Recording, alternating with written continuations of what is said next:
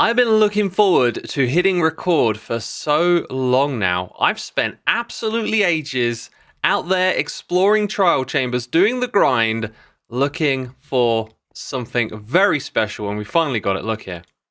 There it is. There it is. A second heavy core. So now we have not one, but two mace at our disposal. Oh, this is a ridiculous sight. Look how much of the screen is being cut off here.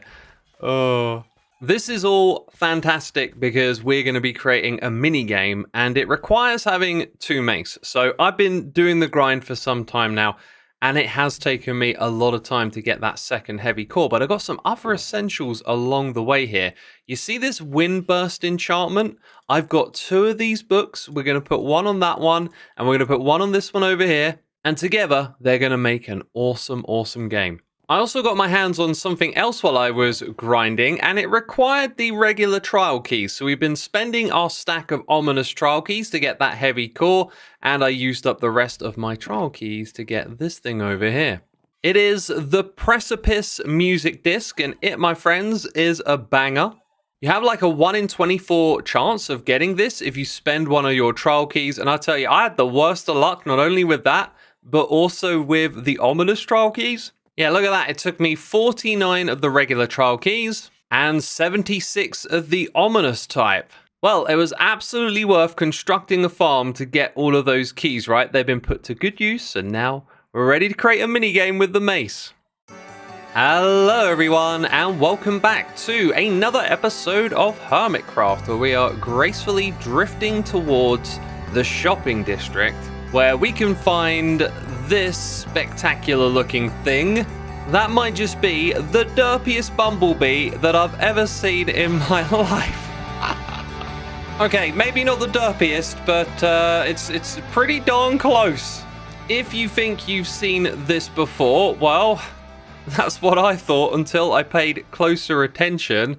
Pearl has upgraded the portal here. It is even wackier and wilder than it was before. And the level of goofiness is just, it's ridiculous. And I absolutely love it. This thing is so cool. And hey, look at that. Cubfan approves of the portal too. Anyways, I'm heading over here just to check up on what we did last episode. My trapdoor shop, that's a bit of a mouthful to say. 0 sales, kind of disappointing. Oh, what on earth was that? Yes, the trapdoor business hasn't taken off just yet, unfortunately. But you know how things go, business starts drying up, it all makes sense because of the trial chambers and all of the copper that's available there. And then you just start making a whole bunch of sales again. It makes no sense. And finally, good news for the copper golems, we've actually given away our first loyalty reward. You love to see it, you love to see it. So that's another 108 diamonds earned, which tips us over the edge. We have now made over 2,500 diamonds in profit.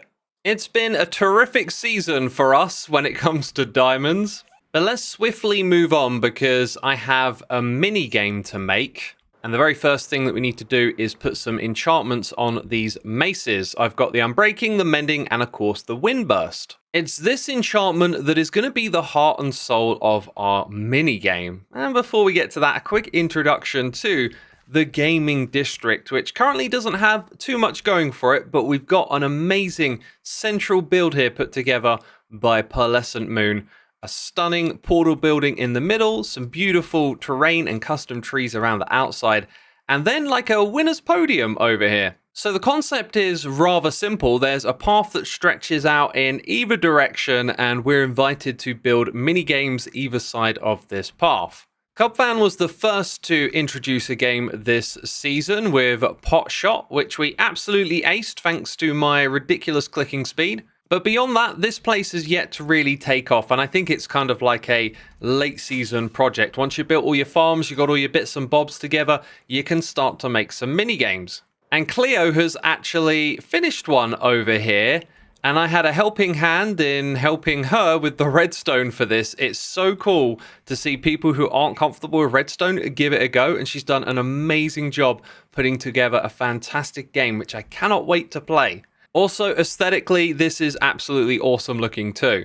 Now, further down the road, there's a couple of working projects over here, and it seems that I've left some litter behind from where I was chopping down all of the trees when I was last in this area. I have been clearing out space for our minigame, which is going to be on this side opposite where Cleo's game is. And as you know, this all revolves around the mace, but also one other very important ingredient, armor stands. Now, that might sound a little bit strange, but you're probably already getting an idea of what we're going to get up to. Remember, we have Wind Burst, and that allows us to bounce back up after hitting something. Now, in order for a game to be considered fair, you kind of need the key components of your game to be fixed, because this is going to be a competitive game. And that means that we need the armor stands to kind of stay in the same place. So by nudging it into the corner like that, we can kind of lock it into a singular spot. So now I'm going to guess you can see what direction this is going in.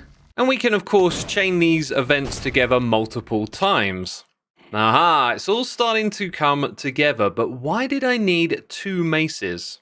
That's right, it's going to be a race between 2 players called Mace Race. And at some point in the future, I want to build a fantastical sign at the entrance. But for now, this wimpy one will have to do. So here's the dealio. If we can construct a course in which the players have to race through, and using the mace and the wind charge allows you to get through faster, then if we mirror that arena, we have a fair competition between 2 different players. So it's going to be a race to see who gets out the fastest. So what we're going to do in this episode is obviously construct that mini game, but we're going to focus on exploring the ways in which we can use this wind burst mechanic and the armor stands to make like a really fun obstacle course. And before we start that, I have just a couple of things to talk about. So let's pop over to Creative World. I was really concerned when I was in the trial chambers, and the very first book that I got of Windburst was just Windburst level 1. And then the second book that I got was Windburst level 1 too. And here we have all 3 different levels on the mace, and we can kind of test it by walking up to this. Okay, let's try that again. Yeah, that makes it nice and easy to do this. Oh, I've not actually seen one of those armor stands get destroyed in testing before. I think it has something to do with the height at which I fell from. It's because I'm in creative mode. Of course it is. I've totally lost my train of thought now. Oh yeah, it's the difference between the wind bursts. So it turns out that wind burst 1 is actually a pretty reasonable height to bounce back up to. Of course, with each higher enchantment, you go higher up. And with level 3, it is kind of ridiculous how high up in the sky you get. In fact, the full damage that you accumulate from that shot might actually put you in a little bit of trouble. If you're wondering why I'm not taking damage, it's because I got resistance on. So for the purposes of our minigame, I actually think that like level 1 is just the right amount. So that was a huge sigh of relief. The next thing that I want to show you, this is like 2 of 3 before we start building the minigame. I'm actually going to show you my Twitter for a moment here, because yes, I do use the website Twitter, formerly known as X. It was back on June the 6th that I found this little thing we're going to take advantage of right here. And yes, I'm very aware that this is not the Trials and Tales update. It's the Tricky Trials. So now you know I've been itching to show you this mechanic and build this minigame for some time. It does involve the data pack, although it's now just a mod that we use, but this is all vanilla stuff that you can modify. When you turn on no gravity, you can strike this thing and it doesn't move. So this one right here, it's floating in the air. And this means when we hit it, its position is going to stay exactly where it was before. Now, the reason that I showed you this is because there is a way to do it in survival, but it's not quite as flexible as this, and it's not quite perfect. As you can see, the hitbox aligns right into the corner on that side, but not on this side, so it can be nudged about just a little bit. And for the purposes of our game, I want to make it look really like slick and clean, and so I'm going to go with the floating stands, and we're probably going to put, you know, a few blocks below it and around it. And then that way it can kind of make sense structurally when you look at it. And that brings me on to point 3. You see, I had an idea that involved using a custom model, but I think I might be taking things a little too far with this next idea. So an objective for me is to look at some like vanilla alternatives, which could involve using some pieces of armor. But for now, I need to come down here and grab some pumpkins. All right, and now I've turned our carved pumpkins into this funky looking thing right here. It's supposed to be like a lime terracotta block with a slime and then an emerald on top. Basically, I've tried to make this thing look vanilla as possible. Let's go and put it onto here. And that, my friends, is aligned perfectly with the hitbox of the armor stand. So now if we go ahead and make it invisible, it's like we've got a custom block that sits perfectly on top of a wall block. And, you know, visually, this actually looks really good, I think. Let's just kind of like drop down and... Oh, fail. I think you can't actually strike this thing when it's invisible, though. I've just had some trouble with that. Now, sometimes my timing is just off, but... Yeah, no, okay. So you can't strike it when it's invisible. So it's always going to have these little arms poking out. And like I said, I wanted to explore some vanilla alternatives to this. So for now, that idea is kind of on ice.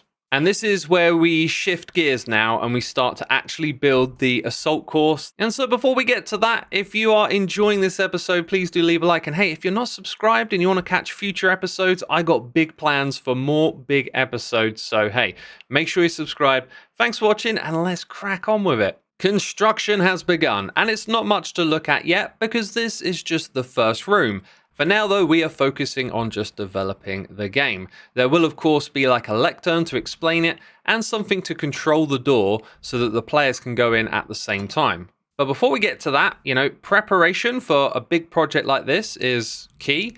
And I've been using speed to get around, but that's not going to be active when we're playing the game. So we've got a little bit of redstone here to help us turn that off. This is going to be a really big build, so over time, something like moving around faster is really going to add up. But let's focus on playing the game as I've got the first room here. And it's like the tutorial room, you're going to get used to dropping down off the edge here, hitting the armor stand, and trying to get to the other side. But I learned something important when making this room. There isn't much of a curve for a successful hit and making your way across to the other side. You kind of always just land on the top of these ladders. The original vision I had was with many more ladders, and so a bad hit would kind of land you lower down and you'd spend more time going up to the next section.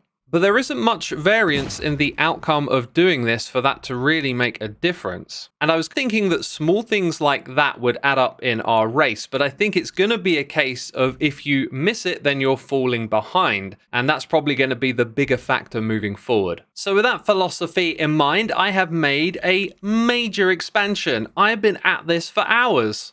Let's go ahead and check out the next section, which I was originally going to have go in this direction. So I'm going to drop down here and not look to the right straight away. I just kind of wanted to show you how I've been figuring out these level layouts in survival, because doing this is immensely fun.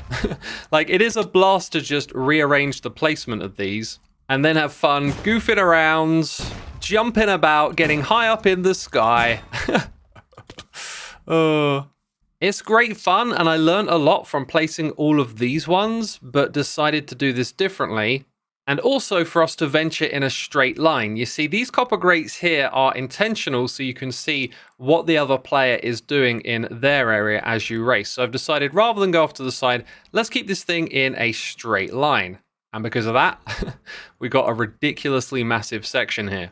Yep, I've clearly been on the grind. This thing took a few hours to put together. But it is immensely fun to play, and the advanced way to play is to try and skip over these two at a time. It's very risky, but I've gotten the knack of this now, and then when you get up to the end here, there's just enough to bring you to the top. You can also get back in the game if you land on these blocks by sort of jumping behind and then hitting the armor stand to continue. But if you do that down at the mud level, it's really difficult. You have to kind of like jump back and hit one of the ones back here.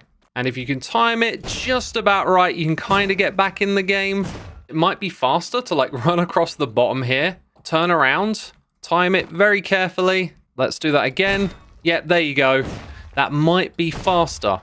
So I'm probably going to replace all of this down here with soul soil. Now I want to do a thing where you go across, go down, go across again, go down, go across.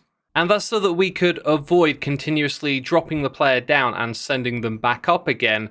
But honestly, this is its most fun when you are actually traveling upwards.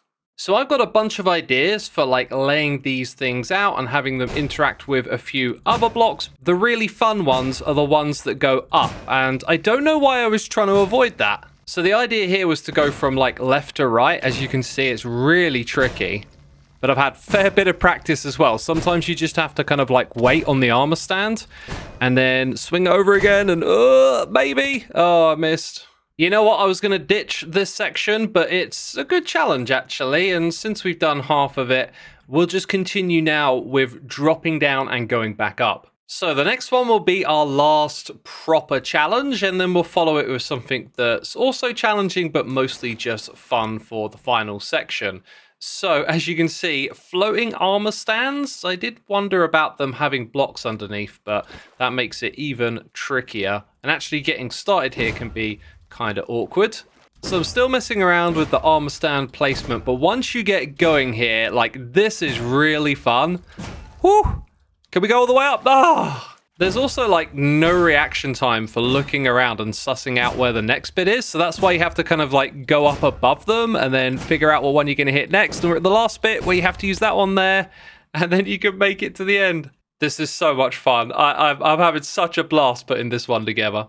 Look at the footprint of this thing. It is absolutely bonkers. And after this crazy climb, we have another one, except you got to drop all the way down. And you'll see here, they're in a straight line going all the way to the top. This was a lot of fun when I tested it on my creative server, but here on Hermitcraft, it was way tougher. I think it might be a latency thing, but I've done enough of this now to get some really good timing. And it's all about timing. You got to drop and you got to hit one of them between the gap. And if you do it right, like we're doing right now, whew, it feels really satisfying to get up to the top here. And this, my friends, is actually where the end of the course is going to be. We'll have a button hooked up to some redstone, but all of that polish is what I'm going to get stuck into next. Starting with the entrance, which I have modified slightly. Originally, I wanted to have my two sections side by side so that the players could see each other through these grates. And then I thought that we'd have like a viewing area on the outside. But if we put the viewing area through here in the middle, players will still be able to look across and see how the others are doing, and then anyone who wants to watch can watch both sides at once. Although it might be a little bit challenging with all the ups and downs, but I'm sure we'll figure it out. And let's do a little reveal before we start working on the name of the game. You've probably guessed it already, but the opposite side is going to have the opposite spectrum of the copper. And yeah, that means I've got to mirror everything that we just built in a second lane with these blocks. And that is something I'm going to undertake in between episodes, because I really want you to see the full vision for this, which leads me to talk about some things that I didn't do inside of this game. We didn't use lava, for example, which could be a great obstacle to dodge. The problem with this is that if the player dies inside of the game, they might lose the mace to some destructive environment, and of course it's insanely difficult to replace it. I even felt a little bit tense just then with a mace on my hotbar. Might have accidentally yeeted it into the lava. That would be a very me thing to do. Because I don't want players dying in the game, that's why we've been using water at the bottom to prevent fall damage. And here's another thing that I discovered. If you spam click the mace, you can destroy these even when they've got the gravity turned off. But there might be a way to overcome that. I'm really not sure. You can sort of lock interactions with the armor stand. So if this thing has arms, I can give it an item, but this one here is locked. I'm going to guess. Oh, look at that. It actually prevents you from breaking it. Amazing. All right, so I can break that one. Very good. What about like environmental damage, like lava flowing onto it? Oh, it stays alive, and it continues burning for a while. So Mace Race is the name of the game, and I think that this is pretty fitting, actually. Originally, I was actually going to use purple blocks, but I couldn't find Pearl's shop for those, so I figured if I just sort of swap the color scheme, that would work for now. And I'll actually consider this a bit of a placeholder. I've been on such a grind to get this done that my creative energy is just kind of low at the moment. So I think we might revise this when we build up more of the entrance in the future, as there is a lot more building to do here. And some of that, of course, will include some redstone. We need to build two different components, and one of these might not be quite as you think because, yeah, that can actually open and close a door. And turns out the range on that is pretty big, so it was opening and closing the door up the front here. And this is when I realised I haven't finished doing the redstone yet. I've gotten a little bit too excited here. We need a little more wiring. I've got to get a signal to this piston, and it's actually pretty straightforward stuff. So now things are ready for show. Obviously, we can't get into the area, we can see inside, but to get in, we're going to have to activate this note block at the same time as the player on the other side. So they'll be able to communicate with voice mod and all of that. What our redstone does is detect them pressing this note block, which will activate an observer. Now this goes into a comparator pulse extender, meaning it takes a short signal and turns it into a long one. Now the circuit is mirrored on both times, and it just means that we get a fair amount of flexibility to turn off these redstone torches that are on either side. So the players don't have to press this at the exact same moment. Let's go ahead and actually remove the one on the opposite side, activate the note block right here, and then you'll see that everything gets unpowered, and then a moment later, starts getting powered again. And let's do that without me talking over the top of it. Yeah, it's the classic sound for the start of a race. Okay, the redstone's not done just yet. Look at this. That's going to drop down. Before this finishes. So there are two ways to do this. Either we add the same amount of repeaters after this signal here so that it synchronizes up as the signal reaches our piston, or I create a rising edge detector which detects when this becomes powered again, but then we need like another signal extension to keep the piston down for long enough for the player to go through. So that did the trick. Let's listen and watch. Perfectly synchronized. All right, that's great. I was going to do more, but I kind of think we should wait until this thing is finished. We've only got one lane constructed for now, and I wanted to see someone else play this, so I invited the hermits that were online, and Cubfam came over here to give this thing a go. Okay, I'm down. I'm down. You know, I also made a game called Pig with the Maces called Pummel into Ground. I saw that. You and Mumbo were playing it, right? Yeah. Yeah, that was pretty cool. I liked it. Is it. anything like Mace Race, or is this like a totally new experience? I think you're gonna love this. Okay. Ooh, okay.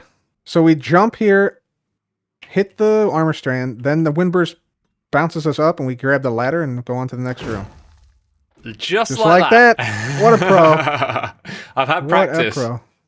I'm gonna try. Oh nope, I missed. It's all right. It takes a while to get used to the timing, but once you get it, it's like it's really satisfying. There we go. Hey. Yeah. Oh. Ooh. Look at this. You got to chain this one? Yeah, that's right.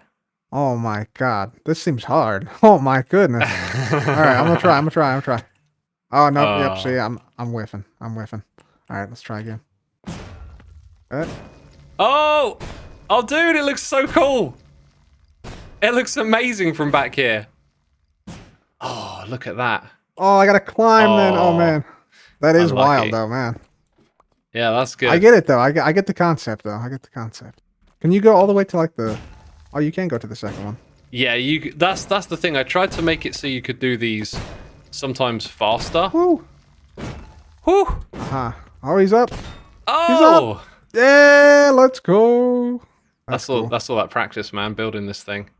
Yeah. Not only was I building it, I was having a blast just constantly playing on it. Like sometimes I would just be doing this for like 10 minutes and then I'm like, all right, okay, back to building. Yeah. One at a time. I like it. It's steady. Oh, come on, Cub. Yes. Hey, let's go. Sweet. Got to go left or right now. Strafe. Oh, I'm going to try. Can you make the right? I'm going to try. Oh, he's found a shortcut. Oh, dude. Oh my god, Cub! That was insane! That was kind of wild. I've never done anything like that before. Oh my god! Not so quite with the last one. Yeah, that was good. That was fun. Dude, you nailed that in like first attempt. Yeah, it helped skipping the first one with the momentum jump. That was cool. Yeah. Oh my gosh, what is this? Xisuma, what have you done? Oh, there's one in the ground too. Yeah, that's the starting one. I want to see you go, X. I want to see you All right. There we go. The master. Oh boy. Turn around. Oh, that was so close to failure. Gosh. That was so good. Yeah.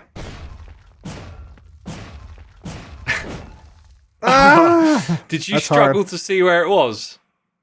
I struggled to have enough time to like make the Interesting. transition and to like move toward that area. Because you Yep. need to hit an armor stand from about 3 blocks above it. Yep. So yeah, this one will like send you up through an armor stand, but you have to be above it and fall onto it. It's looking good.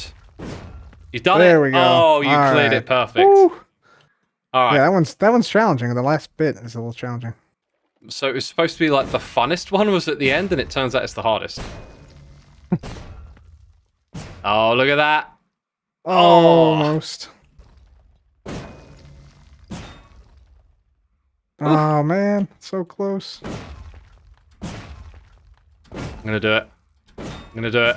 I'm doing it. I feel it. No, no, I felt it.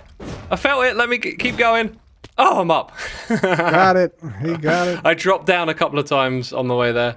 You like the concept? This last room's probably got to change, right? Yeah, I like the concept. The concept is awesome. Yeah, really fun, really engaging too. Like you don't really have too many things like this in the game, so yeah, I thought it's a lot. It's really fun though. Like bouncing with this thing is really really a blast. It is. It is cool. It is super Yeah. cool. Thanks so much for coming by and playing it, Cub. Really appreciate it. Yeah, X. Thanks for showing me. Yeah, this is really cool. Looking forward to seeing the whole thing. Yeah. So after watching Cub play Mace Race, I kind of feel like maybe I should spend more time on getting this obstacle course fully designed and maybe have rushed into this project a little too much. Watching other people play it really does like open your eyes to what's good about it and what could possibly change. But this is going to become a live stream project for me now. And actually, after this video goes live, I plan on going onto Twitch and streaming. So if you're at the end of this video, I'll probably be live over on Twitch if you're catching it in the first few hours of it being uploaded.